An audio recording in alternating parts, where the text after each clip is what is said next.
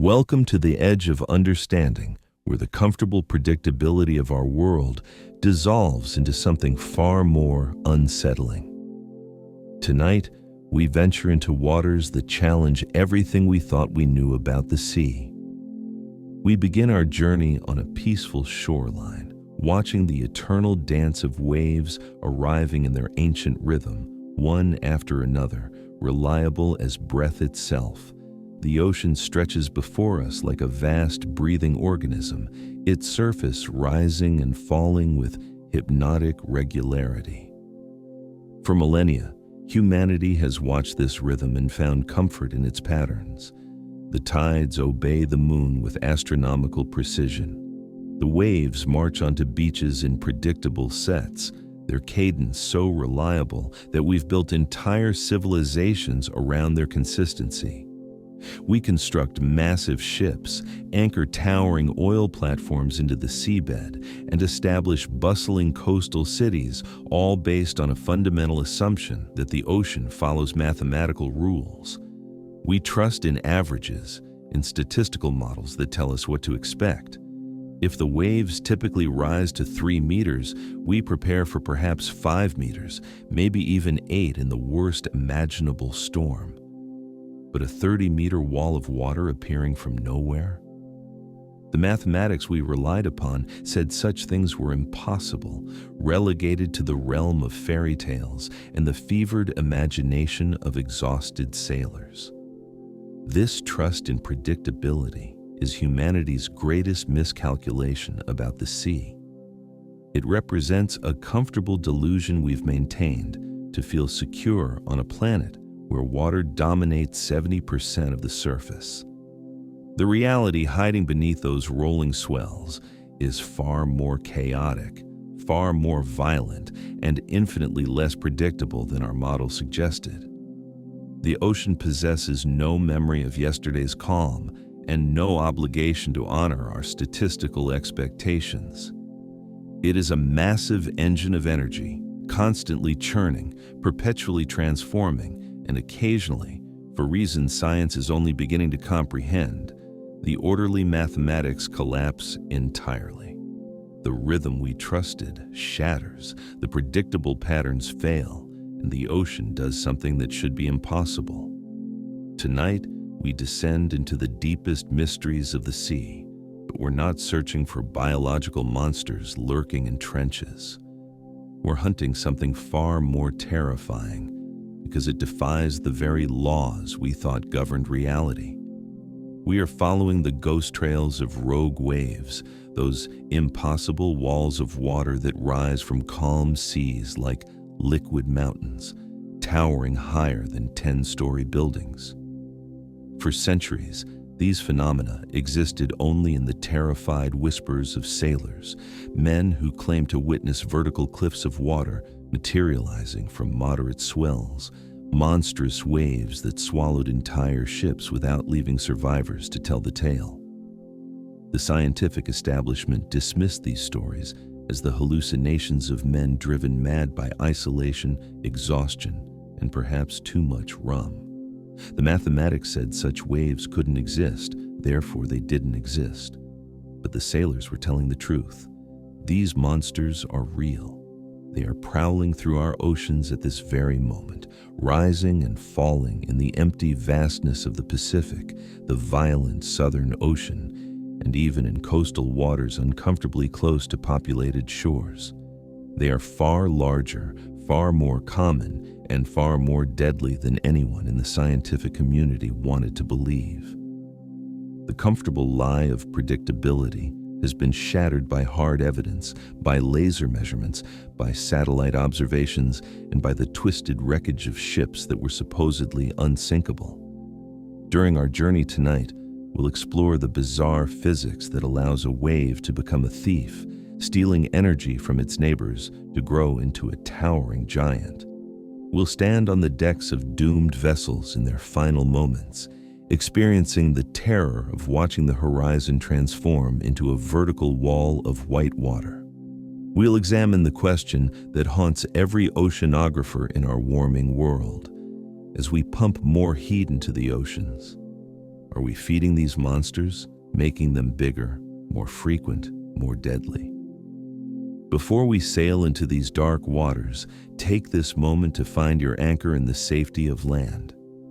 If this slow exploration into the ocean's deepest mysteries brings you comfort, feel free to engage with this content, but only if it genuinely serves you. Perhaps share in the comments where you're listening from tonight. Are you near the coast, hearing real waves in the distance, or are you far inland, surrounded by solid ground? It's remarkable how many different shores and landlocked cities connect through these stories of the same water. Now settle into comfort, lower the lights around you, perhaps create some gentle background sound, something like wind moving across open water or the distant rumble of a storm far at sea. Take a slow, deliberate breath. Release the accumulated tension from your shoulders, your jaw, your hands. Let the concerns of the day drift away like foam on the tide. The harbor grows distant behind us. The familiar maps no longer apply. We are sailing now into the deceptive calm before we meet the giant. Understanding the monster requires first understanding the ripple. We must grasp how the ocean breathes, how energy moves through water in ways that seem almost magical. A wave is not water in motion, though our eyes insist otherwise. This fundamental misunderstanding shapes how we think about the sea. When you watch a wave travel across the ocean's surface, the water itself barely moves forward at all. Instead, individual water molecules simply rise and fall in circular patterns, like spectators doing the wave in a stadium. What travels across the ocean is pure energy, a ghost of force passing through the medium of water without carrying the water along with it. This energy begins its journey in the sky. It starts with the gentlest interaction imaginable, wind touching the surface of the sea. Even a light breeze creates tiny chaotic disturbances called capillary waves, microscopic wrinkles on the ocean's skin. These wrinkles are crucial because they roughen the otherwise smooth surface, giving the wind something to grip. As the wind continues blowing, these tiny ripples merge and grow, organizing themselves into a rhythm, transforming into what scientists call gravity waves, because Earth's gravity is the force trying to pull them flat. 3 variables determine how large a wave can grow. First is wind speed. Obviously, stronger winds create bigger waves. Second is duration, how long the wind maintains its strength. But the third variable is the most poetic and perhaps most important: fetch. Fetch is distance, the uninterrupted stretch of open water over which wind can blow without encountering land. The Pacific Ocean offers fetch spanning thousands of miles. The Southern Ocean, circling Antarctica without ever touching a continent, provides unlimited fetch. This is why the waves born in these waters are the largest and most consistent on Earth. They are the products of wind that has had thousands of miles and weeks of time to pour energy into the water. In normal conditions, these waves find equilibrium. Gravity pulls water down while wind pushes it up, and they reach a compromise, settling into a pattern that follows a bell curve. Most waves cluster around an average height. Some are slightly smaller, others slightly larger, but extreme outliers are rare. This is what oceanographers call a linear sea, a world where simple addition rules. When a 2-meter wave meets another 2-meter wave, their energies combine to create perhaps a 4-meter wave. It's predictable, calculable, safe. This linear model formed the foundation for every ship design throughout the 20th century. But the ocean is not always linear. Sometimes, in the deep darkness far from any coast, the ocean abandons the rules of simple addition and begins playing by different, far more sinister mathematics. Sometimes the wind, the current, and the precise geometry of intersecting swells conspire to create a non-linear event, a moment where energy doesn't dissipate evenly, but instead concentrates into a single point. In these moments, the ghost of energy moving through water transforms into something predatory, something that hunts. To grasp this transformation, we must examine humanity's greatest miscalculation about the sea. We must confront the lie hidden in our averages. In our desperate attempt to tame the ocean's chaos, humanity invented a metric that seemed brilliantly practical. We needed a way to describe sea conditions, a single number that could be printed on weather maps or transmitted over crackling radios to warn distant ships of approaching danger. The solution was called significant wave height, and it became the universal language of the sea. When a ship's captain receives a forecast stating that seas are running at 3 meters, this doesn't mean every single wave measures exactly 3 meters. The ocean isn't a factory stamping out identical products. It's a complex, ever-changing texture of different-sized swells. Significant wave height is a specific mathematical calculation, the average height of the highest 1/3 of all waves occurring during a measured period. This metric was designed to match what an experienced sailor actually sees when looking out from the bridge, filtering out insignificant ripples while focusing on the waves that actually matter for navigation and safety. For generations, this system worked brilliantly. It gave humanity an illusion of control over the chaotic sea. Naval architects used these numbers to build ships capable of withstanding expected maximums. They designed oil platforms, aircraft carriers, and container ships based on a statistical model called the Gaussian distribution, the famous bell curve. The bell curve is nature's comfort blanket, suggesting that extreme events are incredibly rare. If the average height of human males is 1.7 meters, you might occasionally encounter someone 2 meters tall, and very rarely someone 2.5 meters tall. But the bell curve insists you will never, ever meet a human who stands 10 meters tall. It's a statistical impossibility. We applied this same logic to waves. If significant wave height was 5 meters, we might see an 8-meter wave. Perhaps in a once-in-a-century storm, we might encounter a 10-meter wave. But a 25-meter wave? A 30-meter wall of water? The mathematics said absolutely not.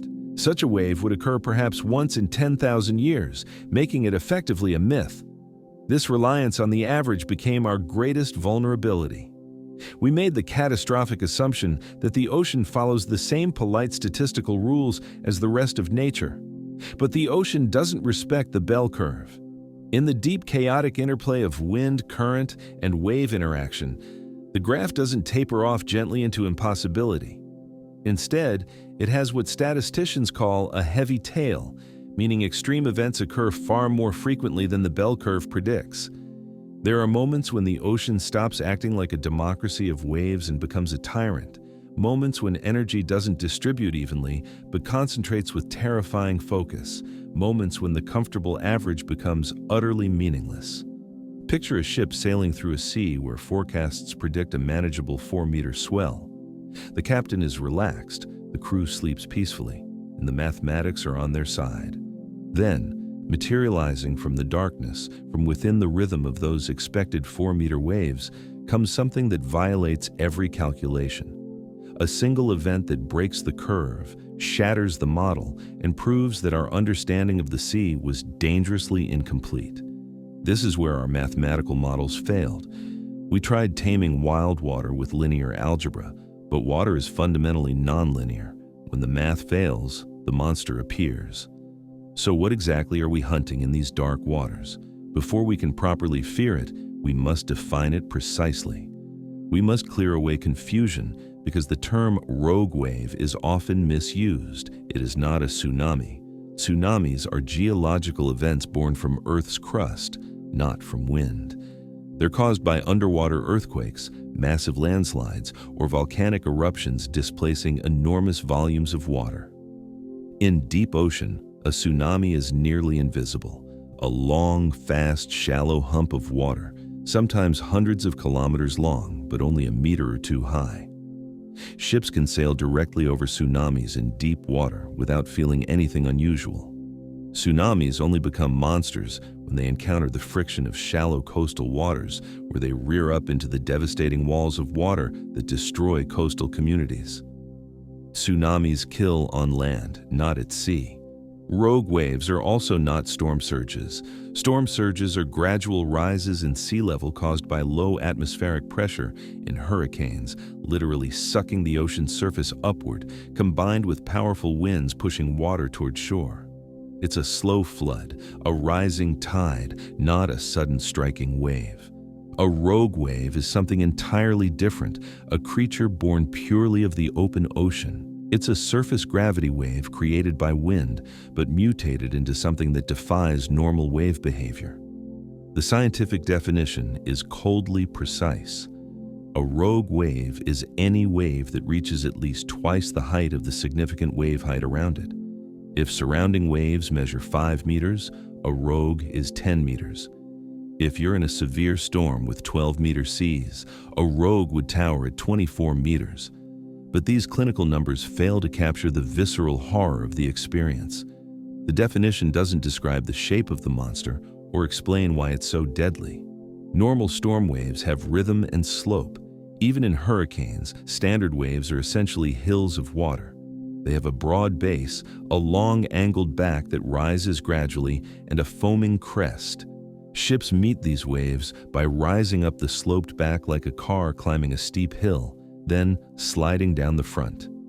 There's time to respond, buoyancy to rely on, a predictable rhythm of ascent and descent. It's violent but manageable.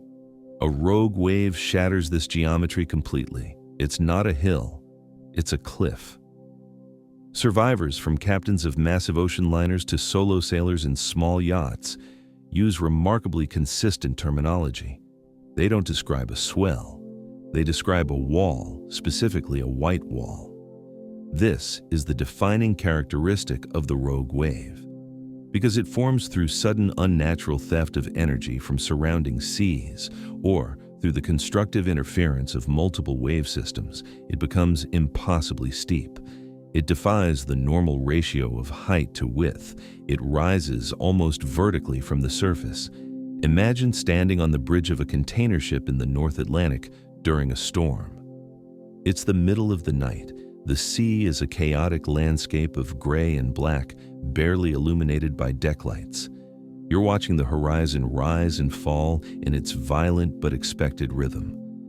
Then the horizon vanishes, not gradually, but instantly, blocked by something rising in front of your ship. A curtain of water spans your entire field of view from port to starboard. It's so impossibly high that you must crane your neck to see the top. Unlike normal waves, which show dark water capped with white foam, this entire face is white. It's a breaking wave on a colossal scale.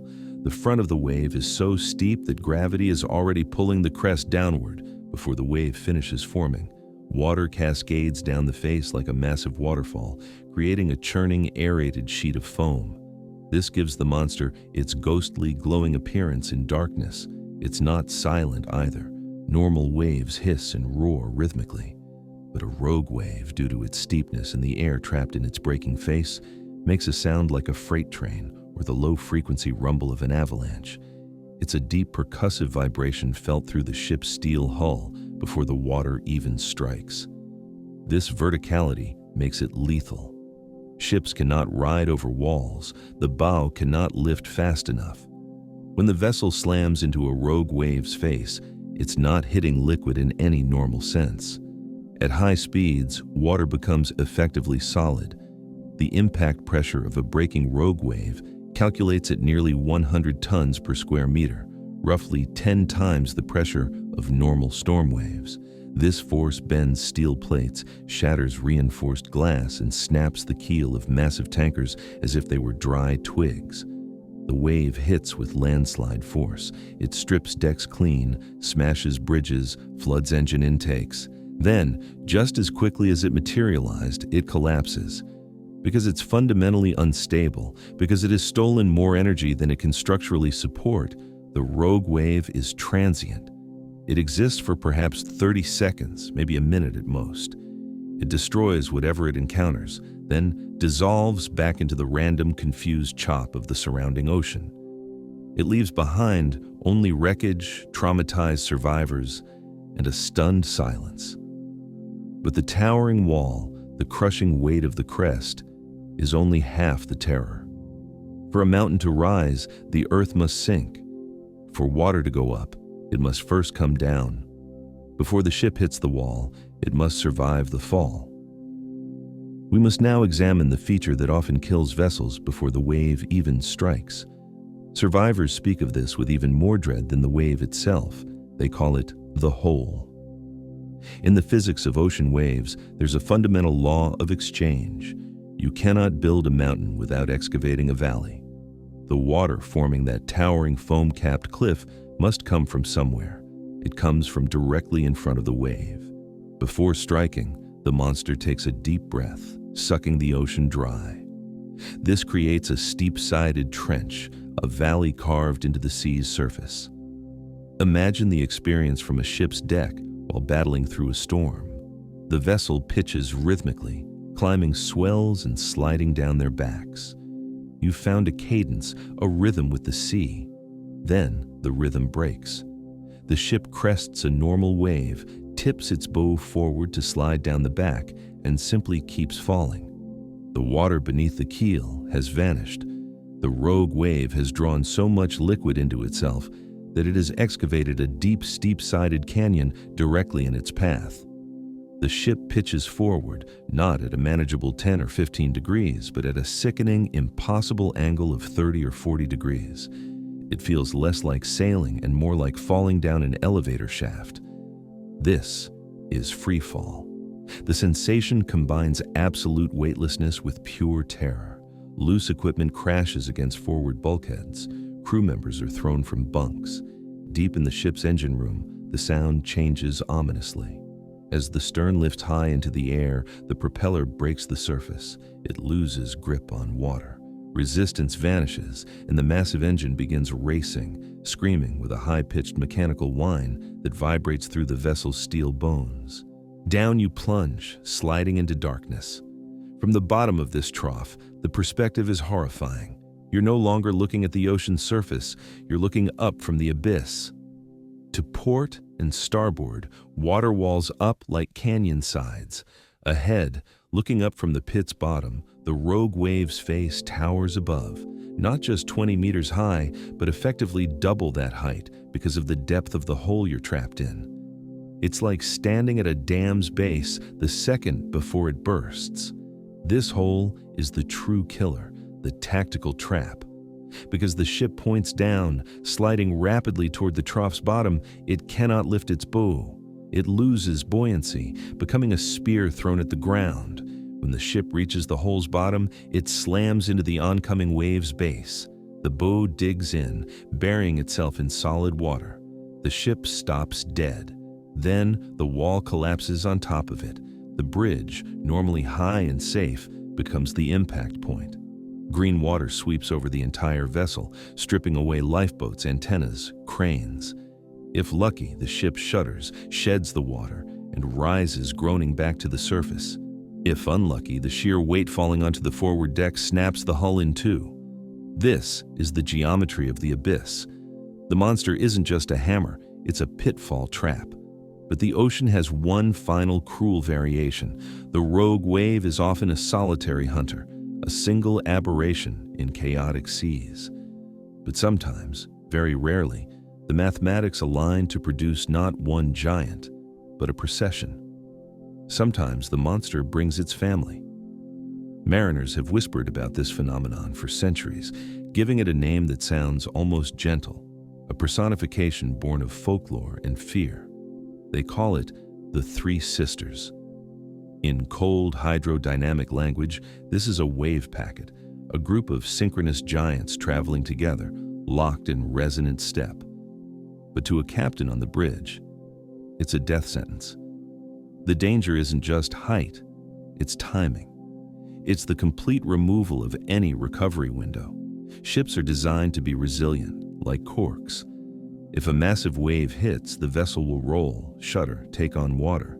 But given time, gravity and buoyancy do their work. Water drains from scuppers, the hull rights itself, engines bite water again, and the ship breathes. The three sisters deny this breath. The attack begins with the first sister, a giant wall slamming into the vessel with the force already described. She smashes windows, floods decks, pushes the ship over onto its side into a desperate 40-degree list. Lights flicker and die. Crew members are thrown into chaos. In a normal storm, there would be pause, a lull, a chance to assess damage and steer back into wind. But before the ship can right itself, before thousands of tons of water can drain from the forward deck, the second sister arrives. She hits a wounded animal. Because the ship is already listing, already heavy with floodwater, it has no buoyancy left to lift its bow over the crest. It cannot rise. The second sister doesn't break over the ship, she breaks through it. She buries the vessel. The weight of ocean on deck becomes crushing. This introduces the free surface effect, thousands of tons of trapped water sloshing violently inside the hull, destabilizing the center of gravity, making it impossible to stand upright. The ship is now wallowing dead in the water, sitting low, heavy, helpless. Then, with terrible rhythmic inevitability, the third sister delivers the final blow. There's no resistance left. The hull, stressed beyond its yield point by the twisting forces of the first two impacts, simply gives up. It snaps, or the ship, unable to roll back, simply capsizes, rolling completely over into darkness. The terror of this sequence is its rhythm, a 1-2-3 punch delivered by the ocean with a boxer's precision. It happens fast. In less than 2 minutes, a supertanker can be reduced to debris. Survivors of such encounters, and there are very few, describe profound psychological helplessness.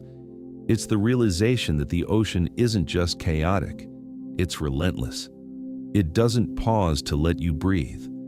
These are the mechanics of the attack, the wall, the hole, and the rhythm.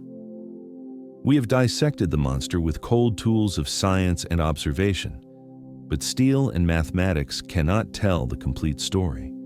To truly understand the rogue wave, we must leave analytical observation and enter lived experience.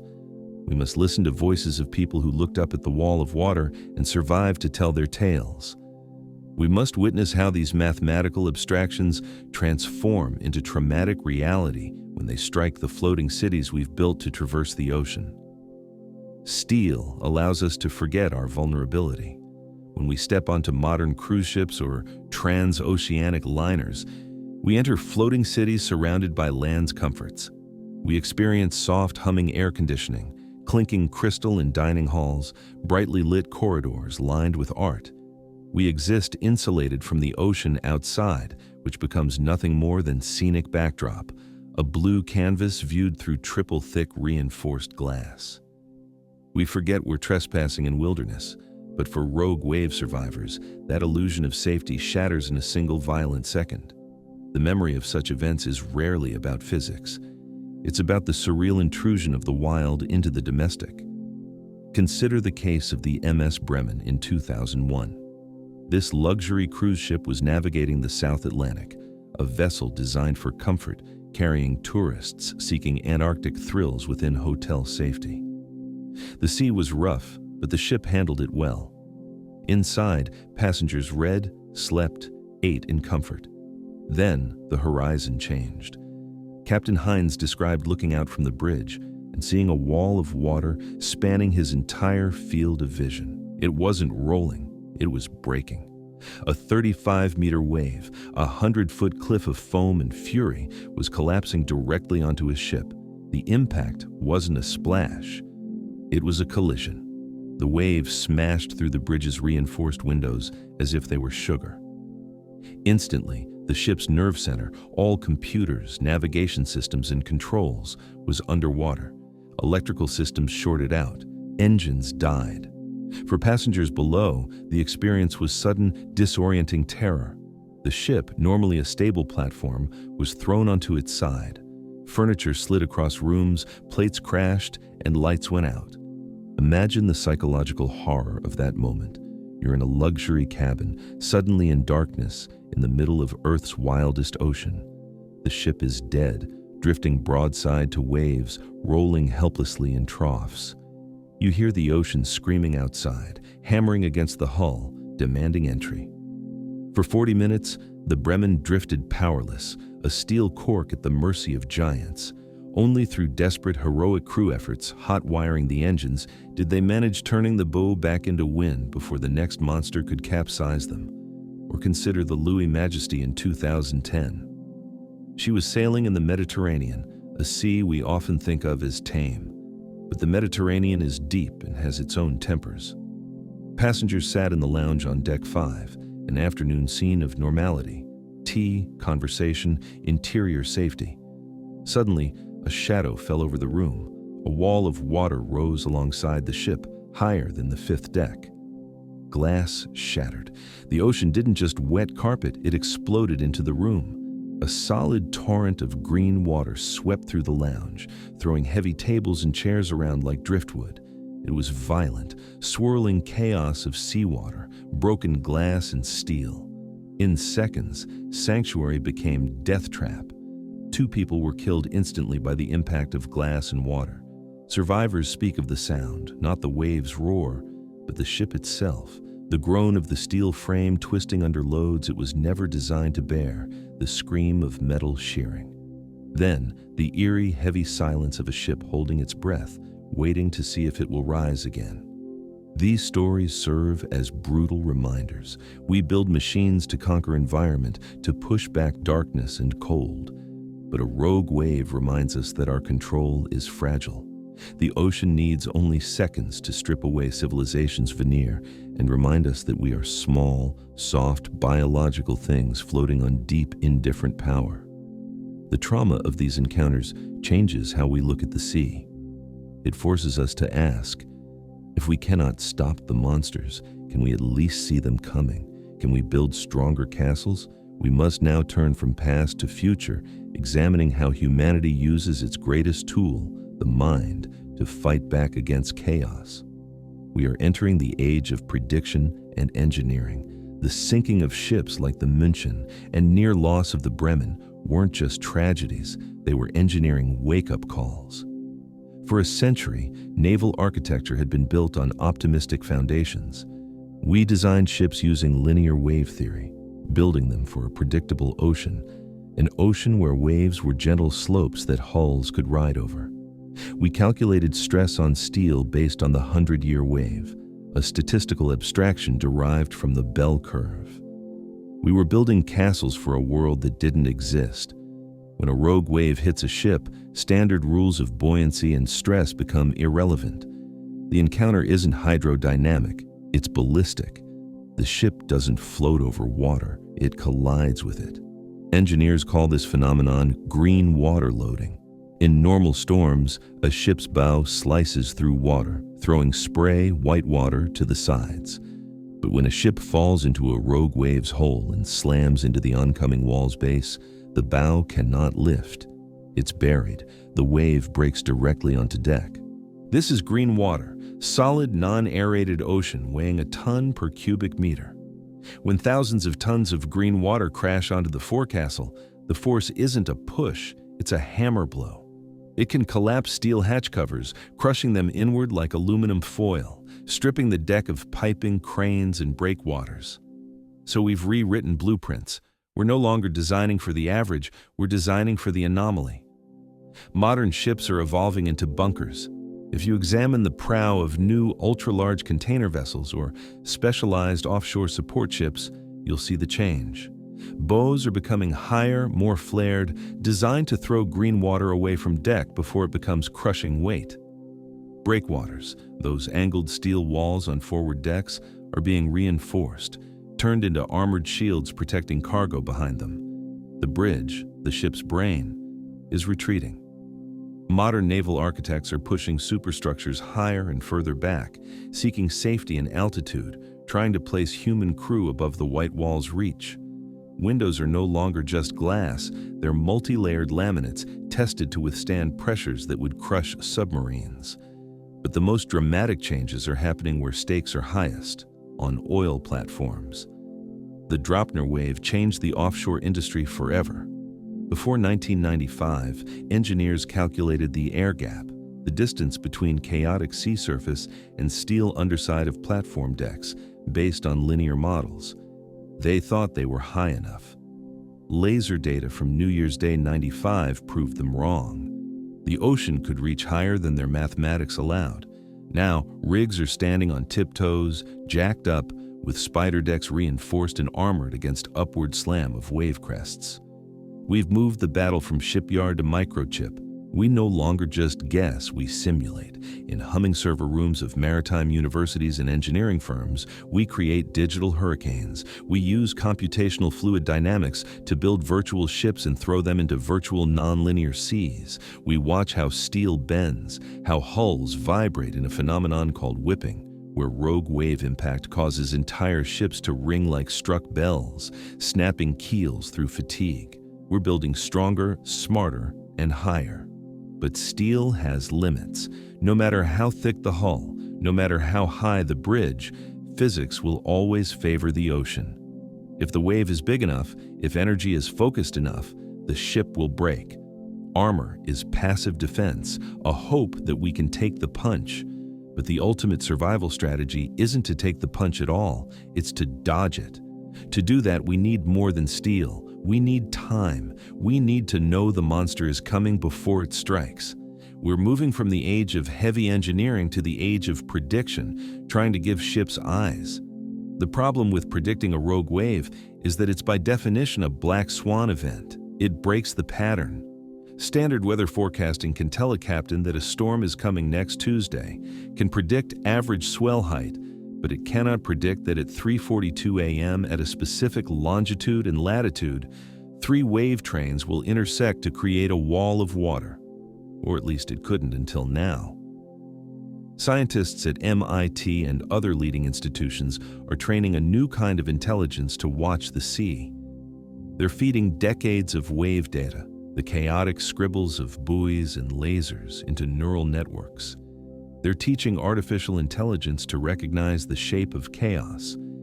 These algorithms look for precursors, subtle, almost invisible patterns forming in the wave field just seconds before a monster is born. They're looking for how energy clusters, how wave groups begin to synchronize, and they're finding a signal. The results are promising and terrifyingly brief. The AI can predict a rogue wave, but it cannot give you an hour's warning. Cannot give you 10 minutes. It can give you perhaps 2 or 3 minutes. 2 minutes. In the context of a massive container ship moving at 20 knots, 2 minutes is a heartbeat. It's not enough time to turn the ship around, not enough time to outrun the wave, but it might be enough time to save a life. Imagine the bridge of a ship in the future. A warning siren cuts through storm noise.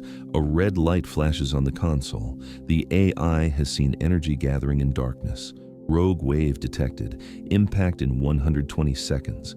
2 minutes is enough time to sound general alarm, enough time to clear decks, to get crew off exposed walkways and into the ship's steel heart. It's enough time to shut watertight doors, enough time to turn the bow 5 degrees into swell, ensuring the ship takes the hit on its strongest point rather than its vulnerable flank.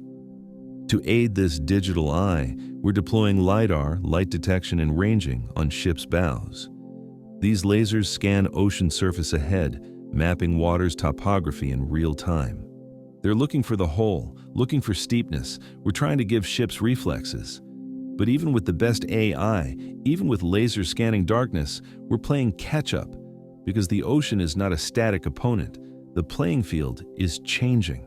We're pumping heat into the atmosphere, warming seas, and heat is energy. By changing climate, we may be feeding the monsters. We must now ask the question that haunts every oceanographer in a warming world. Are the giants getting bigger? We must confront the thermodynamic reality of a warming world. Heat is energy, simple as that. For the last few decades, Earth's oceans have absorbed more than 90% of excess heat trapped by our greenhouse gases. The water's getting warmer. To a biologist, this means coral bleaching and shifting fisheries. But to a physicist, it means something more kinetic. It means the ocean is charged, a battery that has been overfilled.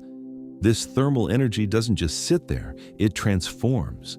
It drives winds, powers storms, and ultimately lifts water.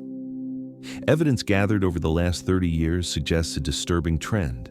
The ocean is getting rougher. Satellite altimetry data, measurements of sea surface height from space, indicates that global wind speeds are increasing, and with them, the average height of waves. The change is most dramatic in the great engine room of world's weather, the Southern Ocean. Here, winds known as the Roaring Forties and Furious Fifties circle Antarctica unimpeded. As the atmosphere warms, these winds are intensifying, contracting tighter around the pole, spinning faster. This imparts more energy into water, creating larger, more powerful background swells that radiate out into the Pacific, Atlantic, and Indian Oceans. But the danger isn't just that average waves are getting a few centimeters taller. The danger lies in the mathematics of the monster. Remember the definition of a rogue wave. It's a statistical outlier, a multiplier of the background sea state. If significant wave height, the average, rises, the rogue wave doesn't just rise linearly, it scales up. A 10% increase in storm energy might lead to disproportionately larger increase in height of sudden nonlinear walls of water bursting from it. We are in effect raising the ceiling, creating a future where the 100-year wave that rare Titan shipbuilders use as their ultimate safety benchmark might become a 10-year wave. We're compressing the timeline of catastrophe. Ships built in today's shipyards, designed to survive worst storms of the 20th century, may find themselves woefully underarmed for mid-21st century storms, and the monsters are expanding their territory. As oceans warm, energy available for hurricanes and cyclones is expanding away from tropics. We're seeing major storms maintaining structure further north and south, carrying potential for chaotic, confused seas, the breeding ground of the rogue, into latitudes once considered relatively calm. The ocean of the future is a higher, faster, and more energetic place, a place where the white wall is taller, the hole deeper, and the three sisters hit harder. This is the macro view, the story told by satellites and supercomputers, a story of planetary energy budgets and fluid dynamics. But no matter how much data we gather, no matter how many lasers we point at the surface, the ocean remains wilderness.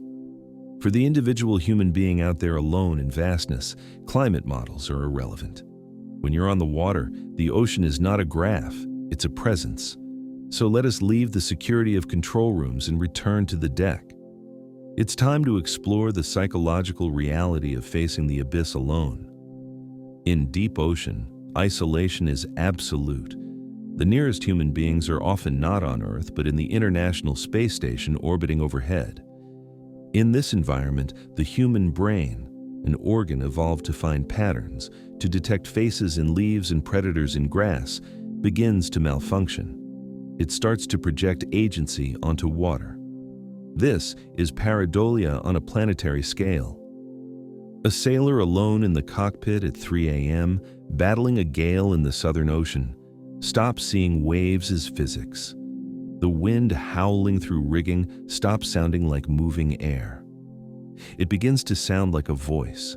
The waves stop looking like random heaps of water. They begin to look like intent. They seem to watch. Survivors of rogue wave encounters often report a chilling sensation just before impact. They describe a feeling of being hunted. It's not uncommon to hear sailors speak of malevolence in the sea state. They describe the rogue wave not as an accident, but as a creature that stood up to look at them. They describe how it seemed to wait for the moment of maximum vulnerability, when the boat was beam on, or when the skipper was below decks making coffee before it struck. This is, of course, a trick of the mind. The ocean is not alive. It does not hate the ship. It does not know the ship is there. But the psychological weight of the rogue wave is almost as damaging as physical impact. It destroys the sailor's trust in the world. We rely on the assumption that nature is indifferent. But a rogue wave feels personal. It feels targeted. It defies the rhythm of the storm, breaking the contract between sailor and sea. When the wall of water rises out of darkness, defying the logic of the previous 1,000 waves, it feels like betrayal. And even for those safe on land, looking at the ocean from shore, there's a lingering primal unease. We look at dark water and feel a deep ancestral warning. We know we don't belong there. We are terrestrial creatures made of bone and gravity, intruders in a fluid world. The rogue wave is the ultimate manifestation of that exclusion. It's the ocean reminding us with violent clarity that our technology, our steel, and our courage are guests here, and guests can be evicted. This brings us to a difficult philosophical truth. We want to believe the world is built for us. We want to believe that if we're smart enough, careful enough, and strong enough, we can conquer the dangers of the wild. But the ocean teaches a different lesson. It teaches us the lesson of the indifferent abyss. We crave meaning as a species. We are storytellers. We look at a storm and see anger. We look at a calm sea and see peace. We project our own emotions, our own morality, onto the canvas of the natural world. When a rogue wave strikes a ship, swallowing it whole in the night, our instinct is to ask why. We search for a reason, a flaw in the captain's judgment, or malice in the water itself. But the ocean teaches a harder, colder lesson. It teaches us the philosophy of indifference.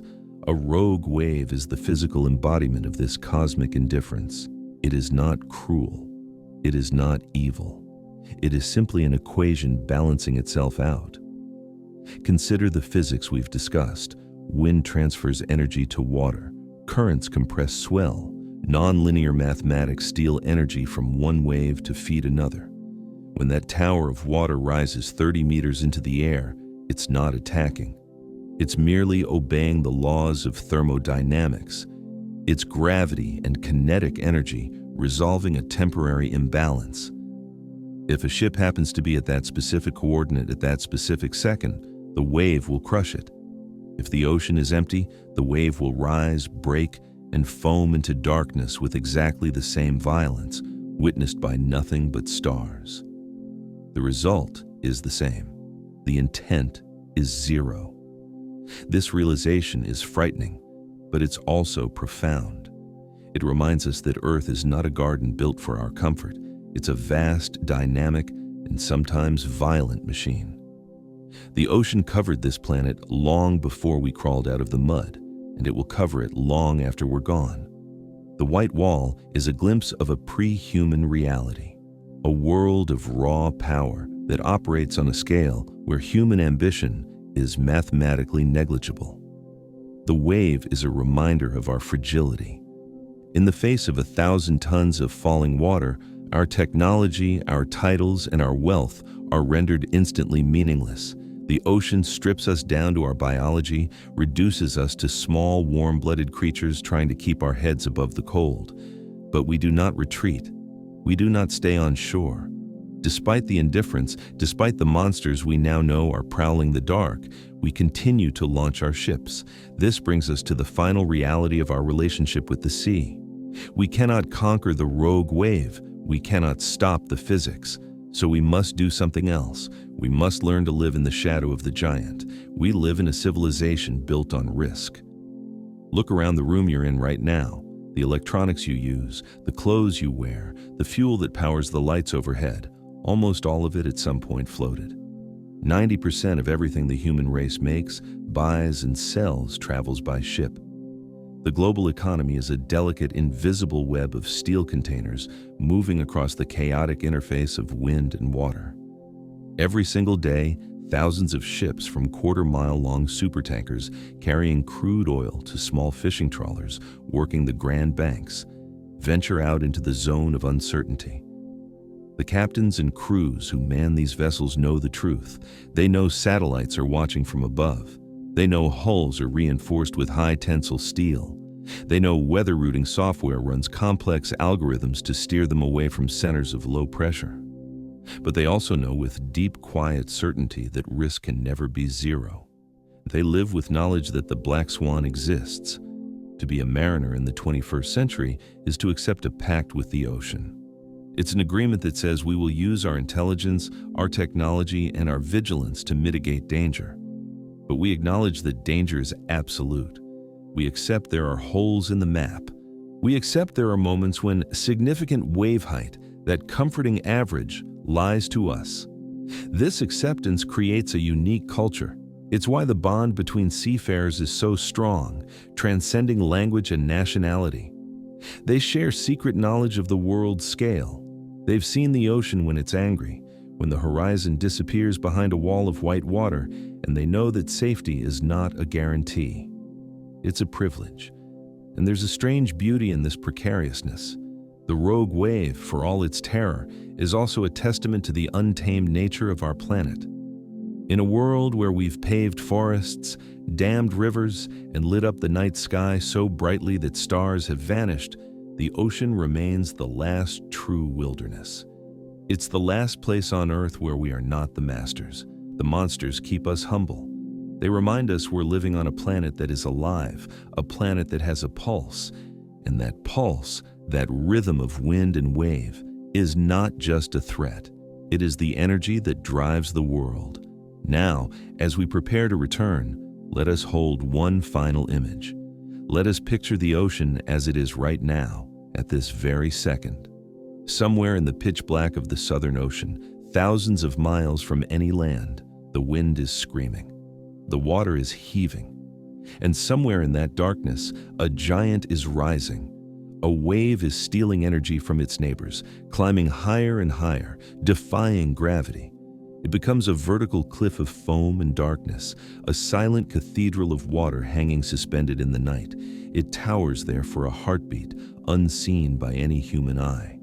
And then, it crashes down into the emptiness with the force of a collapsing building. It happens, it destroys, and then it vanishes. The ocean resets, the average returns. This violence is the reality of the planet, but you are not there.